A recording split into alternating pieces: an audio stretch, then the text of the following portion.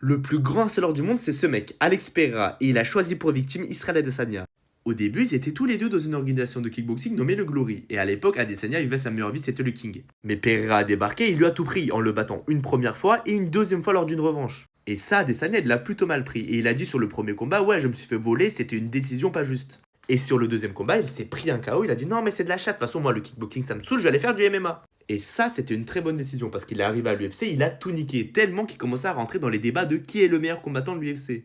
Donc lui aussi décide de rejoindre l'UFC, il roule sur tout le monde et chope finalement son combat contre Adesanya plutôt facilement.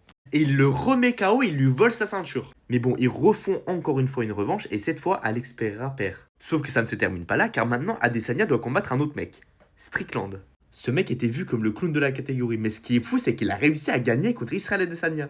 Et la raison à ça, c'est que Pereira lui-même a décidé d'entraîner Strickland afin de faire une machine anti-Adesanya. Le mec a vraiment une haine infinie envers Adesanya, mais tu te dis que ça peut pas aller plus loin. Sauf que Alex a réussi à faire la dernière chose que Adesanya voulait faire et qu'il n'avait pas réussi, c'était de monter d'une catégorie et de choper la ceinture. Dans l'interview post-combat, on lui a demandé qui il voulait affronter prochainement. Et il a répondu « Adesanya, viens voir papa !» Et Adesanya a tellement été traumatisé qu'il a fait une longue pause dans sa carrière.